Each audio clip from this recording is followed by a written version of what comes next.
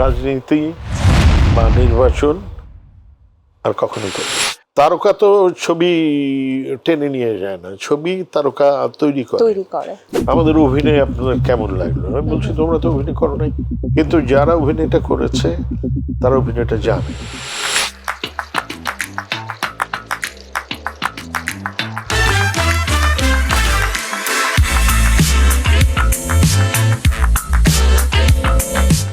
সবাইকে অনেক অনেক শুভেচ্ছা। আমন্ত্রণ জানাচ্ছি মাই টিভির নিয়মিত আয়োজন স্টার গসিপে। প্রিয় দর্শক, আমি শান্তা জাহান প্রতি পর্বের মতো এই পর্বেও আপনাদের জন্য এমন একজন তারকাকে নিয়ে হাজির হয়েছি যার অভিনয় শৈলী, যার পার্সোনালিটি আমাদেরকে আমাদের নাট্য জগৎ সম্পর্কে ভিন্ন এক দিক নির্দেশনা দিয়েছে, যার কণ্ঠের দৃঢ়তা আমাদেরকে খুব সহজেই টেনে নিয়েছে চরিত্রের মাঝে, এবং তার উপস্থিতি যেন পর্দায় অন্যরকম এক, আমি বলবো, অনুভূতির সঞ্চারণ ঘটায়। আর 90 দশক থেকে নিয়ে শুরু করে এখনো পর্যন্ত যে নামটি আসলে প্রতিটি অভিনয় প্রিয় মানুষের হৃদয়ে গেঁথে আছে। চলুন আজকের অতিথিকে আর দেরি না করে আপনাদের সাথে আমি পরিচয় করিয়ে দিই। আমাদের সাথে রয়েছেন আমাদের জনপ্রিয় এবং শক্তিমান অভিনেতা নাদের চৌধুরী। অনেক অনেক শুভেচ্ছা, ওয়েলকাম টু আওয়ার শোজ ভাইয়া। আপনাকেও শুভেচ্ছা। আর এত সুন্দর করে বললেন, এত কিছু বললেন যে আমি বিমোহিত, যে আমি না। আসলে আপনি তাই, কারণ আমার মনে আছে, মানে আমাদের শৈশব থেকে নিয়ে কৈশোর, ওই সময়টাকে আমি বলি যে একটা গোল্ডেন টাইম, বিকজ আমরা আপনাদেরকে দেখে বড় হয়েছি, আমরা শিখেছি আপনাদেরকে দেখে দেখে। এখন তো মানুষ বলে যে তারা সোশ্যাল মিডিয়া দেখে শেখে, বাট আমরা একটা সময় শুধুমাত্র আপনাদেরকে দেখে শিখতাম। আপনি শিখেছেন, আমি এখনো শিখে চলেছি। এখনো শিখছি, এবং আমি ব্লেসড যে আজকে আপনার সাথে বসে আমার কথা বলবার সুযোগ হচ্ছে। আমি যদি এক কথায় জানতে চাই, কেমন কাটছে দিন এবং কেমন আছেন সব মিলিয়ে? ঠিক এই মুহূর্তে যখন ইন্টারভিউ দিচ্ছি তখন খারাপ কাটছে, কারণ ঠান্ডা লেগেছে। তবে এছাড়া কাজ করছি আগের মতোই, কখনো কখনো আগের চাইতে বেশিও, এবং ভিন্ন ভিন্ন ভিন্ন ভিন্ন চরিত্রে কাজ করছি। ভালো লাগছে, থিয়েটারে, টেলিভিশনে, চলচ্চিত্রে। এই লিস্টে কি ওটিটির মানে যুক্ততাও রয়েছে? কারণ এখন আমরা দেখছি ওটিটিতে বেশ কিছু কাজ করেছে, বেশ কিছু কাজ করেছে। এর মধ্যে গিরগিটি একটা বেশ শহরে তো সারা ফেলেছে মনে হয়, লোকজনের রেসপন্সে বুঝেই আর কি। অনেকগুলো কাজ করেছে, এর মধ্যে গিরগিটিটা বেশ নোটিসেবল। একজন অভিনেতা, একজন নাট্যলেখক এবং পাশাপাশি পরিচালক, এবং যিনি তার চলচ্চিত্র পরিচালনার মাধ্যমে জাতীয় চলচ্চিত্র পর্যন্ত, মানে আমি বলবো হাতে পৌঁছে গেছে। কারণ আমরা দেখেছি মেয়েটি এখন কোথায় যাবে সেখানে আপনার সর্বাধিক জাতীয় চলচ্চিত্র পুরস্কার প্রাপ্তি রয়েছে। আবার একই সাথে আমরা নায়কও দেখেছি, আপনাকে খলনায়কও দেখেছি। আপনার কাছে কোন চরিত্রটা নিজের জন্য সবচেয়ে বেশি এনজয়িং? অভিনেতা, নায়ক, খলনায়ক, পরিচালক? আমি কখনো এইভাবে নায়ক খলনায়ক এই হিসেবটা কখনো করিনি। একটি গল্পের চরিত্রটার প্রাধান্য আছে কিনা সেটা নায়ক হোক খলনায়ক হোক, কখনো কখনো খলনায়ক তো একটা গল্পের নায়ক হয়ে যায়। তো চরিত্রে কাজ করার সুযোগ আছে, এরকম চরিত্র সবসময় আমার কাছে খুব পছন্দ। আমি কমেডি নাটকেও কাজ করেছি, সিরিয়াল, 3টে একটা সিরিয়াল ছিল, and it was absolutely comedy, এবং সেটা খুব সুপার ডুপার হিট ছিল। আর খলনায়ক তো করেছি। সবকিছু ছাপিয়ে যদি একটা কথাই বলতে হয়, তাহলে আমরা আসলে যখন স্ক্রিনে নাদের চৌধুরীর উপস্থিতি থাকে তখন তাকেই দেখি এবং সেই সাথে চরিত্রটাকেই আমরা অনুভব করার চেষ্টা করি। আমি নাদের চৌধুরী সম্পর্কে যদি বলি, তাকে আমার প্রথম দেখা হচ্ছে ইয়াং, এনার্জেটিক অ্যান্ড খুবই কি বলবো এটাকে, ড্যাশিং অ্যান্ড পার্সোনালিটি সম্পন্ন একজন মানুষ। পর্দার উপস্থিতির মাধ্যমে আসলে যিনি সবার নজর কাড়ে। তার শৈশবটা কেমন কেটেছিল? এই ঢাকা শহরেই আমার জন্ম, খুব এখান থেকে খুব বেশি দূরে নেই, কলাবাগানে। আচ্ছা, প্রাইম লোকেশন আমি যদি এক কথায় বলি। একেবারেই। তো এখানেই বেড়ে ওঠা, আমার দাদার বাড়ি খুব কাছে এখান থেকে স্কাটান। সো এই পেরিফেরির মধ্যেই আমার জন্ম এবং বেড়ে ওঠা, এবং অনেকে বলে খুব সাংস্কৃতিক পরিমণ্ডলে বড় হওয়া, আবহাওয়ায় বড় হওয়া। তো এখন বুঝি আসলে এরকম একটা পরিবেশ ছিল। সিনেমা দেখা, আমার ছোট চাচা কে আমি দেখতাম মঞ্চে অভিনয় করতে, এবং আমার দাদার বাড়িটা একেবারে একটা, যদি বলি সংস্কৃতির প্রাণকেন্দ্র এরকমই ছিল। তখন ইস্কাটন এলাকায় অনেক শিল্পীরা বাস করতেন, এবং আমার দাদি নিজে একজন খুব হ্যাঁ, ইস্কাটন আমাদের নিউ ইস্কাটনে আমার দাদার বাড়ি, এবং সেখানটায় ছোটবেলা থেকে অনেক শিল্পীকে দেখতাম যে সন্ধ্যার পরে আমার দাদার বাড়িতে আসতো। এবং আমার দাদি ছিলেন এদের সবার মুরব্বী।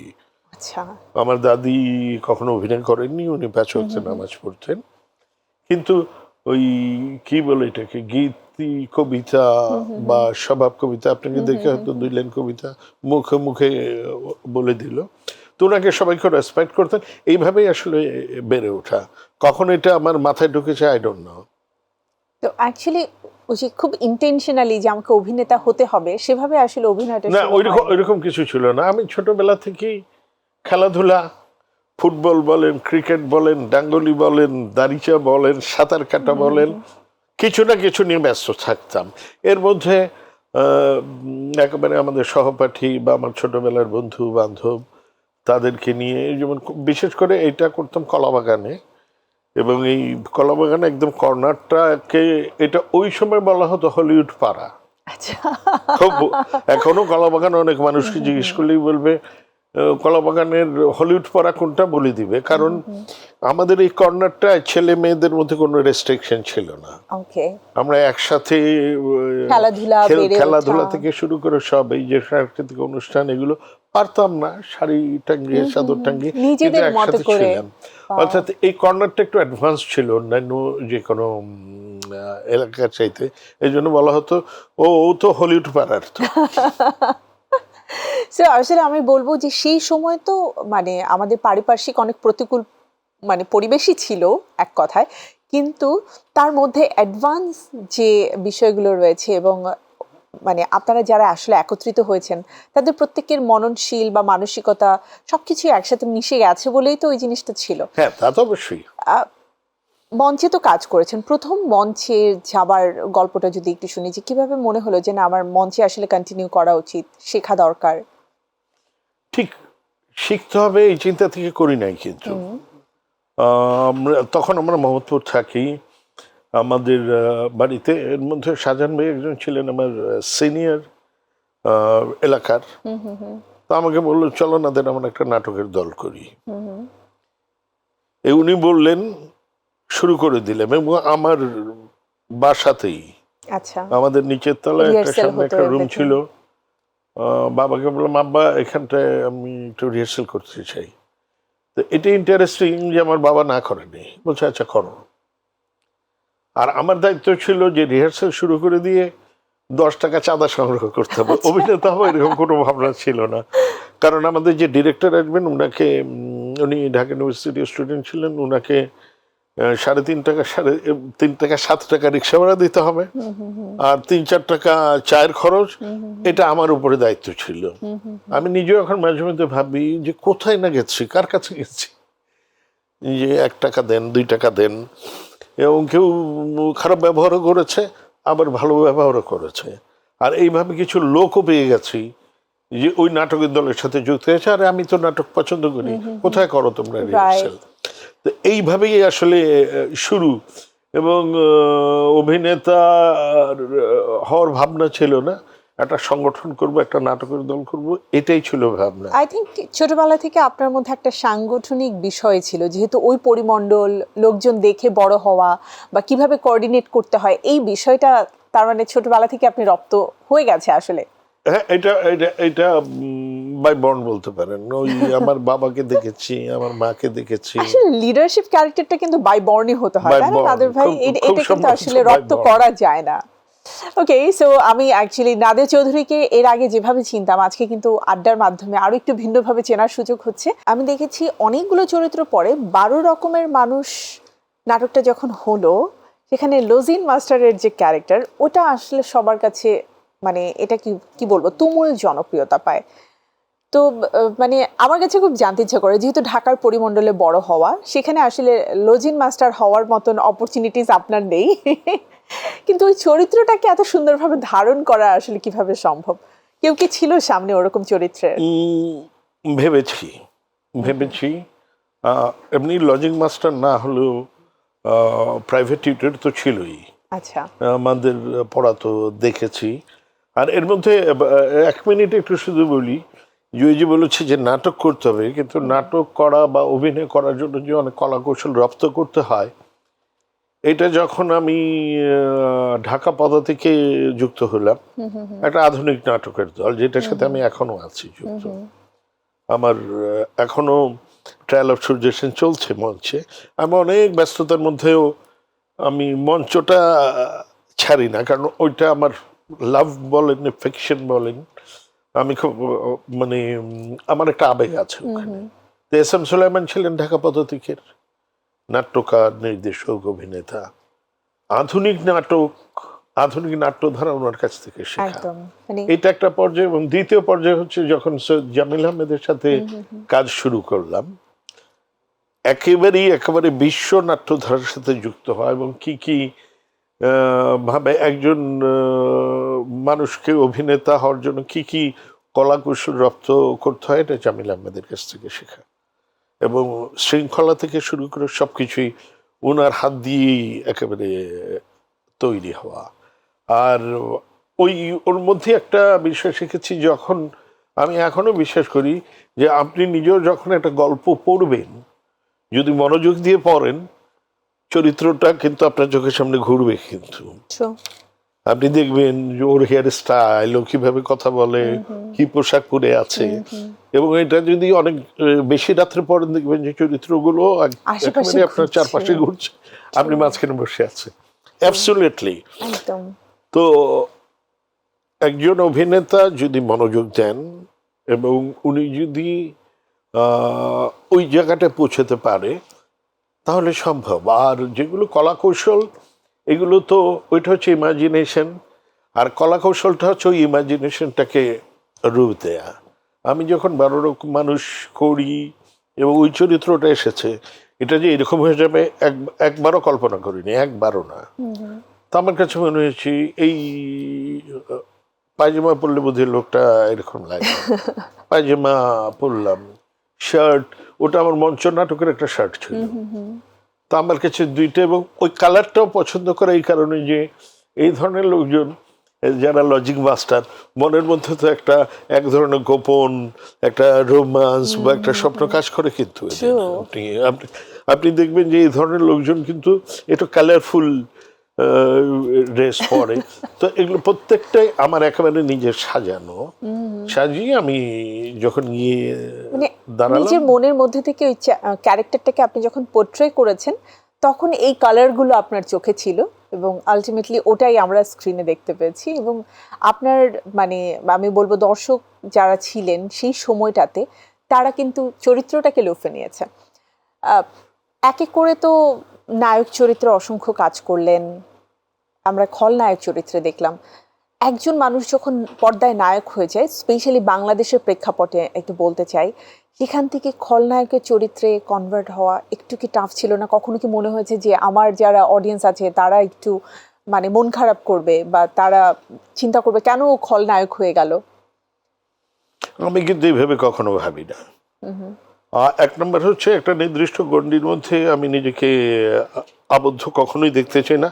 ওইটা আমার মানে এক ধরনের, আমি হাঁপিয়ে উঠি, তখনই আমার মাথার মধ্যে ঢুকে এটাকে ভাঙতে হবে, এটাকে ভাঙতে হবে। ওকে, স্যার নিজেকে নিয়ে এক্সপেরিমেন্ট করতে খুব পছন্দ করেন? একেবারে সবসময় যেমন 12 রকম মানুষ করেছি লজিক মাস্টার, ওইটা করার পরে ওটার যে পরিচিতি, আমি জনপ্রিয়তা বলবো না, পরিচিতি বলি, আমি হাঁপিয়ে উঠছিলাম এবং আমি খুঁজছিলাম যে ভিন্ন কিছু করা যায় কিনা, একেবারে রিভার্স।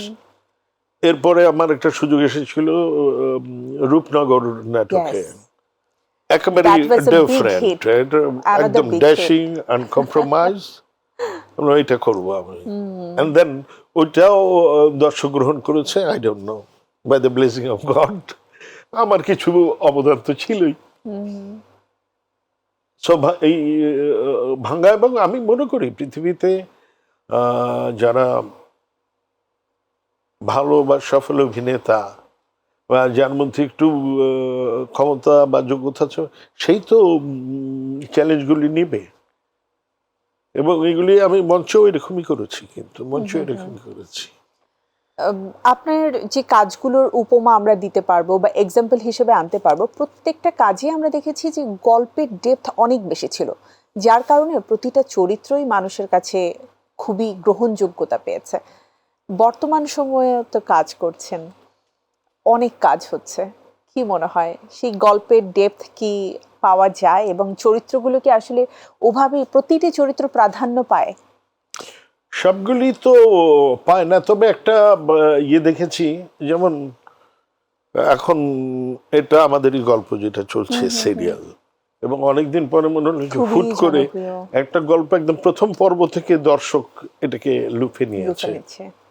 তা আমাকে নিয়ে ডিরেক্টরের একটু ইয়ে ছিল যে এই ধরনের একটা মানে জাস্ট ভদ্রলোক একটা আর কি, এবং একটু এজেড ক্যারেক্টার। তো ওনাদের ভাই পারবেন, আমি দেখি ট্রাই করে দেখি। মানে ও আমার উপরে কনফিডেন্স রেখেছে, অ্যান্ড আই ডিড ইট।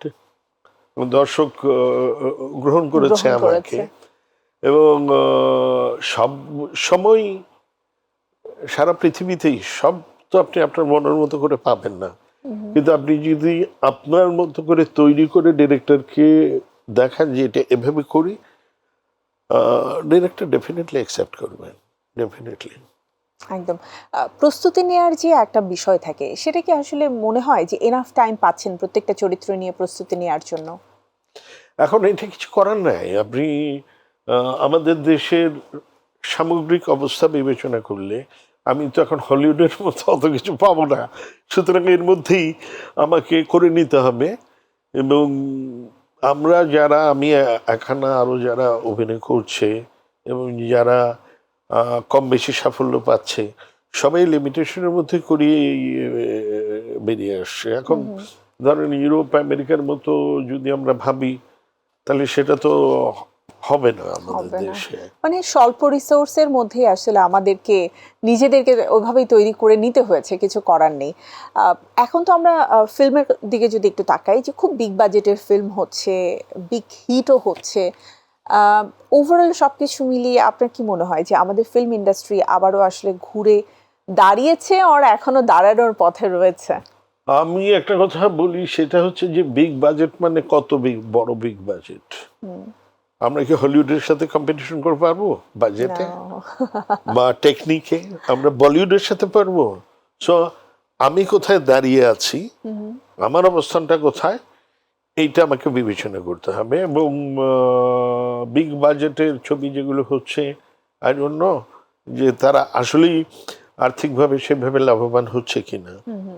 শুধুমাত্র সোশ্যাল মিডিয়া প্রচার। বরবাদেরই প্রথম দিকে বলেছেন, কিন্তু সব শেষে হঠাৎ করে ওনার একটা ইন্টারভিউ দেখলাম যে উনি বললেন, যখন সাংবাদিকরা প্রশ্ন করলো যে আপনার নেক্সট ছবি কবে শুরু করবেন, তো উনি এরকম অ্যান্সার করলেন যে আগের ছবির যদি লগ্নিকৃত অর্থ আমি পেতাম, তাহলে তো ইতিমধ্যে জানতেই পারতেন আপনি যে নেক্সট ছবির কথা।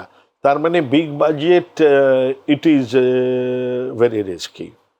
শাকিব খান ডিফারেন্ট, ও একটা ব্র্যান্ড, ওর নিজস্ব দর্শক আছে, ছবি যাই হোক না কেন শাকিব খানকে দেখার জন্য সিনেমা হলে যায় তার ফ্যানরা, আর কেউ নেই কিন্তু আমাদের।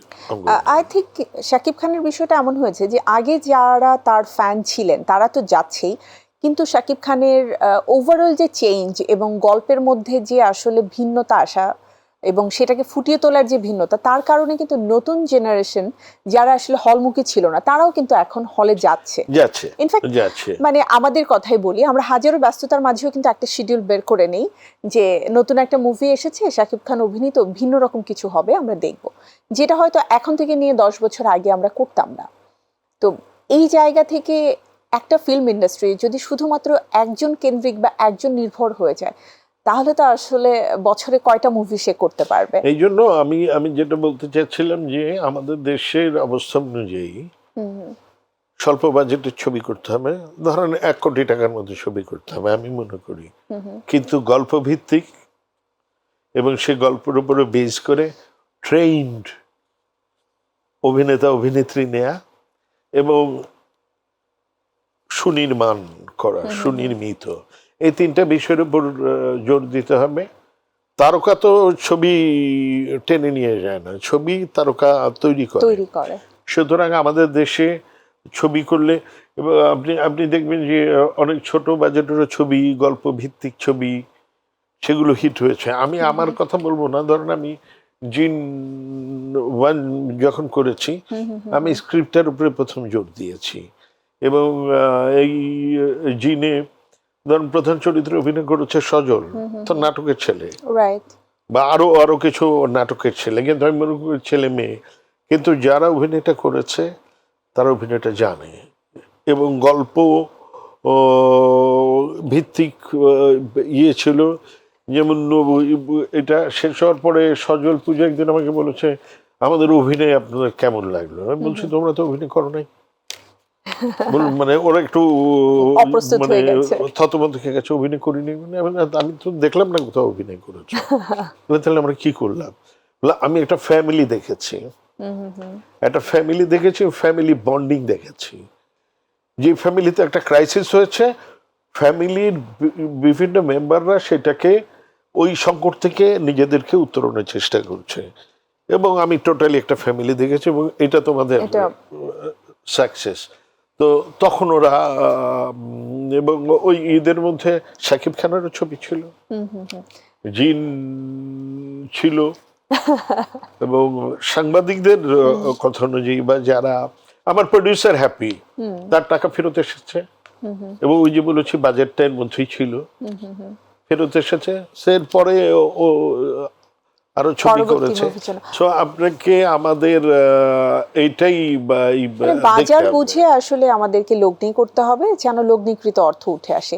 আচ্ছা, জিনের কথা যেহেতু চলে আসলো নাদের ভাই, আমরা জিন 1-এ আপনাকে দেখলাম, সাধারণত দেখি সিকুয়েলগুলোতে ব্যাক টু ব্যাক একই যারা অভিনয় শিল্পী থাকেন তাদেরকে আবার পরবর্তীতে কাস্ট করা হয়, কিন্তু জিন 2-তে আপনাকে আবার মিস করলাম, পরিচালক হিসেবে পেলাম না, কিন্তু জিন 3-তে আবার পেলাম। তো সেই জায়গা থেকে কেন এমন হলো, মানে জিন 2-তে আপনাকে কেন আমরা মিস করলাম? পরিচালক, আমি তো কি বলবো, যে কমার্শিয়াল পরিচালক তো না।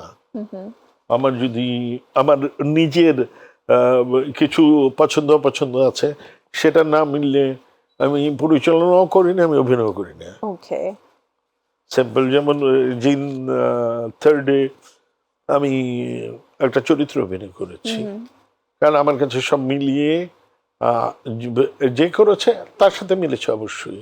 আমারই chief assistant director Kamruzzaman Roman, ও করেছে, আমি তারই ডিরেকশনে অভিনয় করেছি।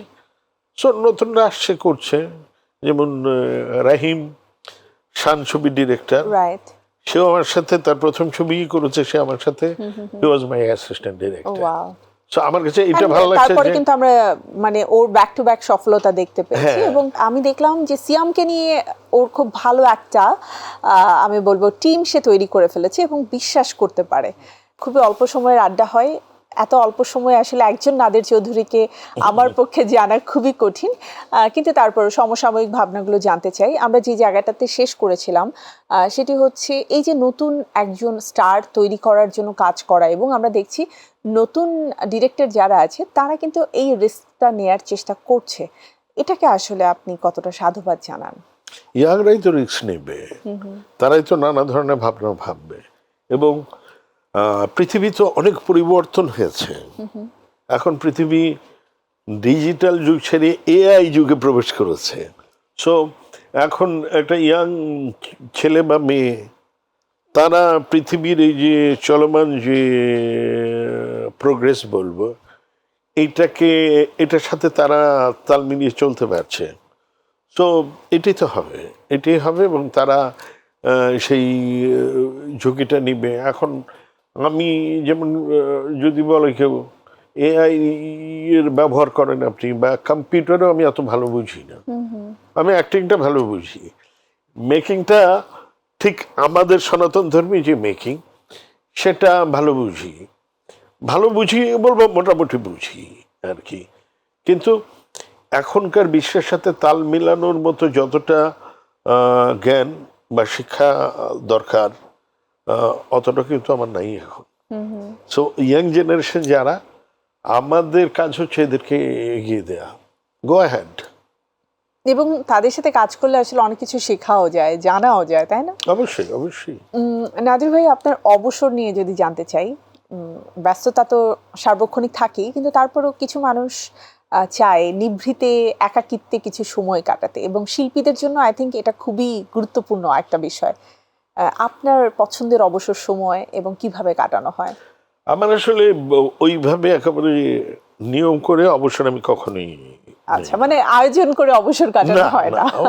আজকে আচ্ছা আজকে কাজ নাই, ঠিক আছে আজকে ওই মনের মধ্যে একটা ছুটি ছুটি ভাব আছে, হয়তো বললাম এটা রান্না করো বা ওইটা রান্না করো, বা একটা বই নিয়ে বসলাম একটু পড়লাম, বা একটা সিনেমা দেখলাম নেটফ্লিক্স বা ইয়েতে। আমার ছবি দেখারও ইয়ে নেই, হঠাৎ করেই একটা চ্যানেলে ছবিটা ভালো লেগে গেল, ছবিটা দেখলাম। একটা কাজ আমি, এগুলি অবশ্য খুবই প্রফেশনাল কাজ, সেগুলি কখনো কখনো হয়তো ওই আমার বাসায় গানের টিচার আসে, আমার বউ খুব গান শেখে, আবার পাবলিকলি গায় কম, তো মাঝে মধ্যে আমি ওর সাথে হয়তো বসে যাই, চলেন একটু গান গাই, উনি হয়তো হারমোনিয়াম ধরলে এইগুলো করি, বা বাসার কিছু কাজ করি। বাসার যেমন কালকে আমি সারাদিন বাসায় ছিলাম, মনে হলো বাড়ির ছাদটা খুব অপরিষ্কার, চলো ছাদ পরিষ্কার করি। গাছ আছে, চলো গাছে অবশ্য নিয়মিত পানি দেই, গাছের পরিচর্যা করি, এর মধ্যেই থাকি। মানে খুব সিম্পলি নিজের সময়টাকে মানে যেভাবে স্পেন্ড করতে আপনার ভালো লাগছে আজকে, I think depends on mind, right? আজকে আমার মন কি চাইছে। একেবারেই। তবে অবসরে দুইটা আমার খুব ভালো লাগে, পাহাড়ের কাছে যেতে ভালো লাগে, সমুদ্র দেখতে ভালো লাগে। আচ্ছা, যদি মানে একটু লং ডিস্টেন্সে বা ডেস্টিনেশনে যে অবসর কাটাতে ইচ্ছে করে, তাহলে সেক্ষেত্রে নাদির ভাই, আপনার পারিবারিক গল্প বা ছোটবেলার শৈশবের গল্প শুনে যতটুকু আমি বুঝলাম, মানে অভিনয়টা আপনি সারা জীবন শখেই করেছেন, এটা আসলে কখনোই মানে আপনাকে পেশা হিসেবে নিতে হবে এই ব্যাপারটা ছিল না। কিন্তু আমাদের ইন্ডাস্ট্রিতে তো অনেকেই রয়েছে যারা ছোটবেলা থেকে অভিনয়টা করবে এই স্বপ্ন নিয়ে বড় হয়ে অভিনয়কে পেশা হিসেবে নেয়, বা একজন শিল্পী যে কোনো সেক্টরে হতে পারে। তো আমরা দেখি তাদের যখন আসলে ক্রেজ থাকে, লাইফের আমি বলবো তার কাজের চাহিদা থাকে, সেই সময়টা তাদের খুব ভালো যায়। কিন্তু একটা সময়ের পরে ডেফিনেটলি মানুষের জনপ্রিয়তা কমে অথবা কাজের গতি কমে যায়, এবং তখন তাদের জীবনে দুর্দশাও নেমে আসে। স্পেশালি ইন্ডাস্ট্রির বাইরের মানুষ যারা, তারা কিন্তু সবসময় এটাকে বলে, হ্যাঁ তো দুস্থ শিল্পী। এই ব্যাপারটা শুনতে আমাদের কখনোই ভালো লাগে না। আপনি কি বলবেন, আসলে মিডিয়ার মানুষদের জীবনটা এমন কেন হয়, শেষের দিকটাতে এসে কেন তাদেরকে এতটা সমস্যার সম্মুখীন হতে হয়? এটা আসলে আমি কি বলবো, রাষ্ট্রীয় একটা ব্যাপার আছে। ওই যে বললেন যে আপনি তো পেশা হিসেবে নেননি, আসলে এই কারণেই I don't want to be দুস্থ শিল্পী। আমি সবসময় একটা কথা বলি, দুস্থ শিল্পীর জন্য এটা করেছি।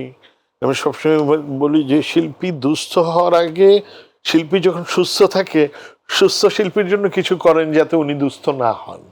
তা আমাদের দেশে আসলে আমি বলি যে একটা ডে লেবার, যে তারও কিন্তু একটা নির্দিষ্ট সময় আছে, ও হয়তো 8টায় আসে বা 9টায় আসে, ওর দুপুরে একটা ব্রেক থাকে, বিকেল 5টায় ওর কাজ শেষ হয়ে যায়, এর চাইতে বেশি কাজ করলে তাকে বেশি পয়সা দিতে হবে।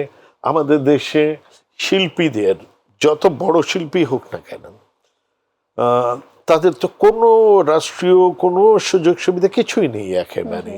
সো আমাদের শিল্পীরা তো প্রথম থেকেই দুস্থ,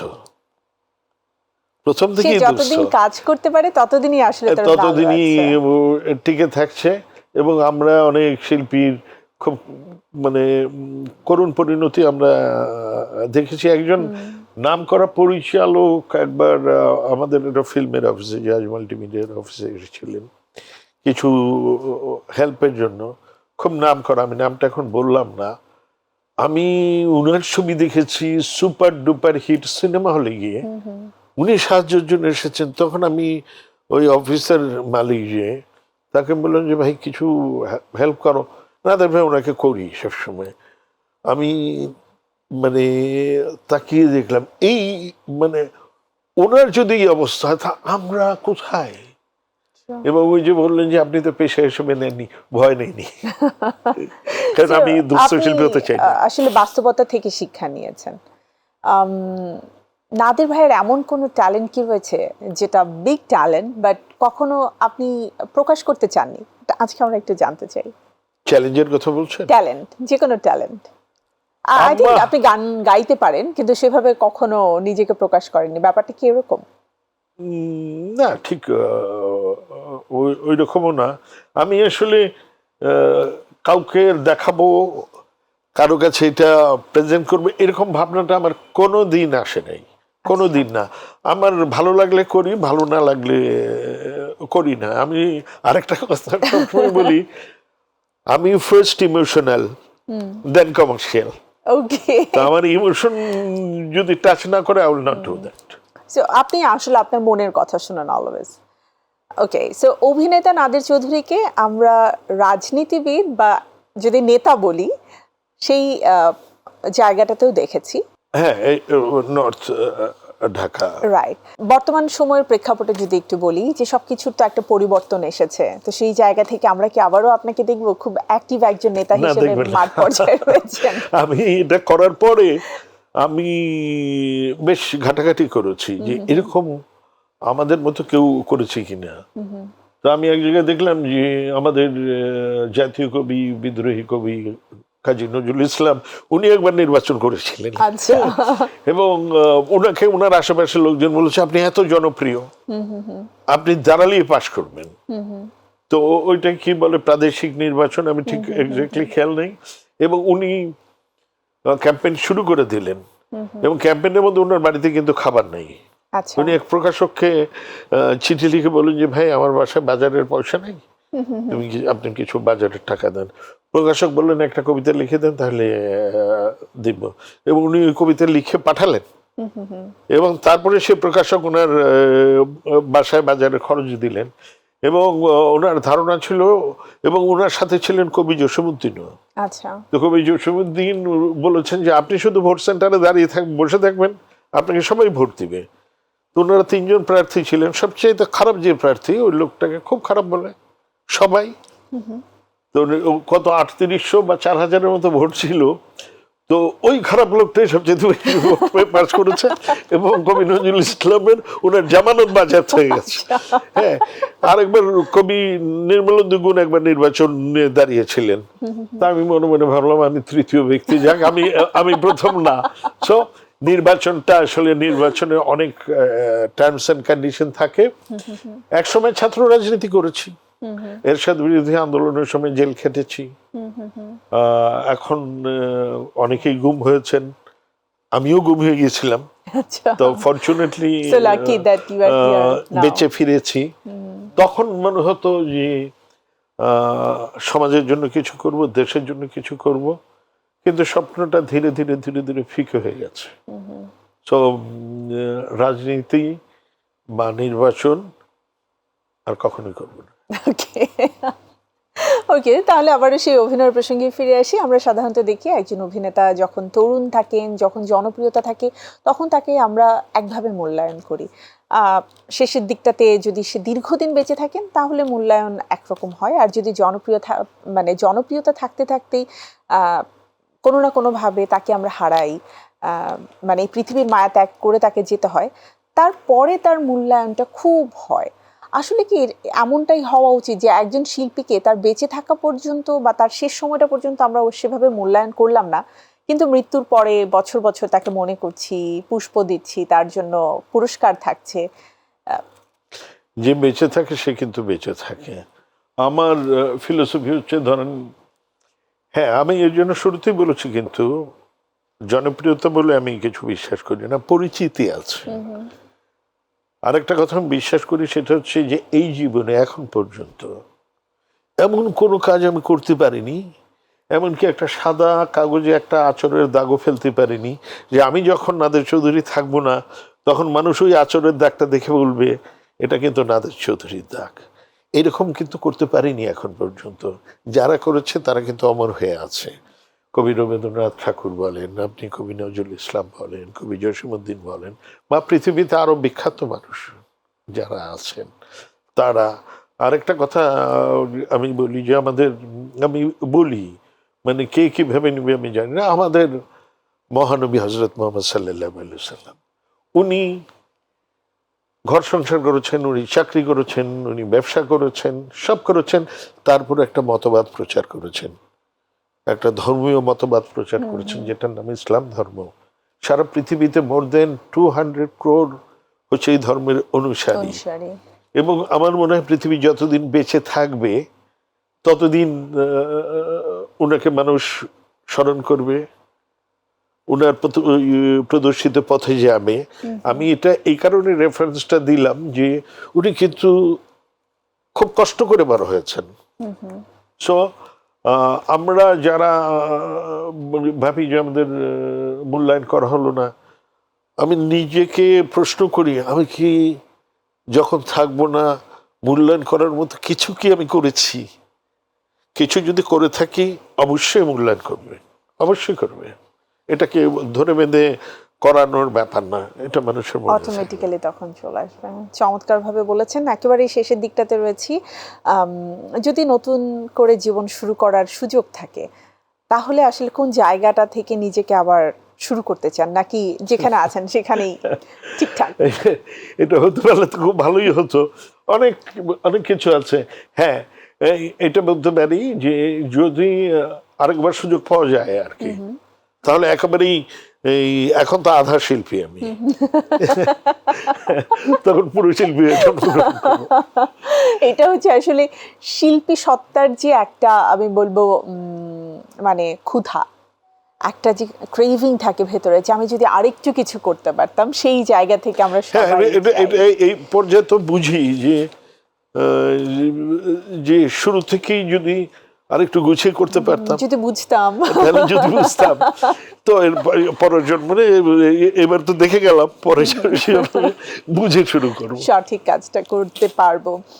নতুনদের জন্য উপদেশ না, কোনো দিক নির্দেশনা, যেহেতু এই যে বললেন যে আগে যদি বুঝতাম তাহলে এইভাবে করে করতাম, তো এখন যারা নতুন তারাও তো নিশ্চয়ই একই রকম অনেক ভুল করে বা বুঝতে পারে না যে কোন পথে হাঁটা উচিত, তাদের জন্য কোনো দিক নির্দেশনা কি রয়েছে? একটা কথা বলবো, সেটা হচ্ছে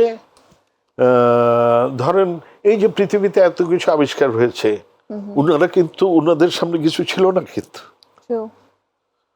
নিজের বুদ্ধিতে, নিজের চিন্তায় ওনারা এগুলি আবিষ্কার করেছেন। যে এখানে বসে কথা বলছি, টেলিভিশন বলেন, সবগুলি কিন্তু এর আগে ছিল না।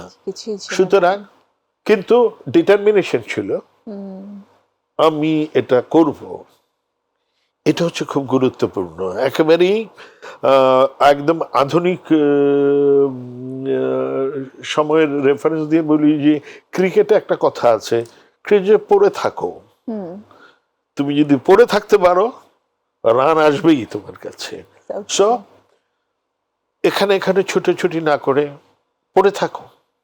আর এখন সবচেয়ে গুরুত্বপূর্ণ বিষয় হচ্ছে যে এখন কিন্তু অনেক কিছুই হাতের মুঠোয়।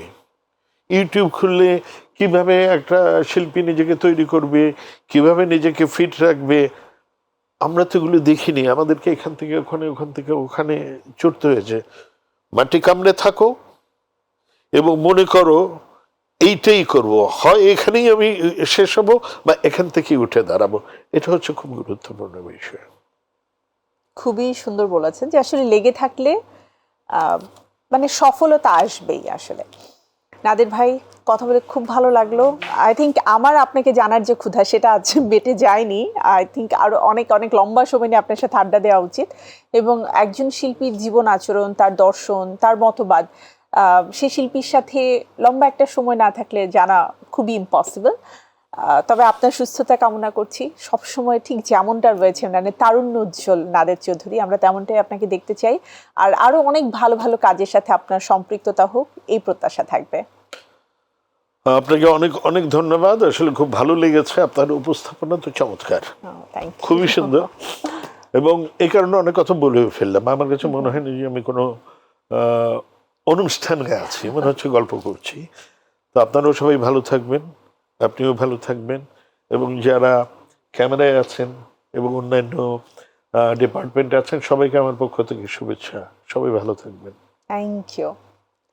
প্রিয় দর্শক, আমাদের স্টার গসিপের সময় আজ একেবারেই শেষ, বিদায় নিতে হচ্ছে। তবে আবারও আগামী সপ্তাহে আপনাদের জন্য আপনাদের পছন্দের তারকাকে সাথে নিয়ে ফিরে আসবো, তার জীবনের গল্প শুনবো তার মনের কিছু না বলা কথা। আজকের মতো বিদায় নিচ্ছি। সবাই ভালো থাকুন, সুস্থ থাকুন, আর চোখ রাখুন মাই টিভির পর্দায় আপনাদের প্রিয় সব আয়োজন দেখতে। আল্লাহ হাফেজ।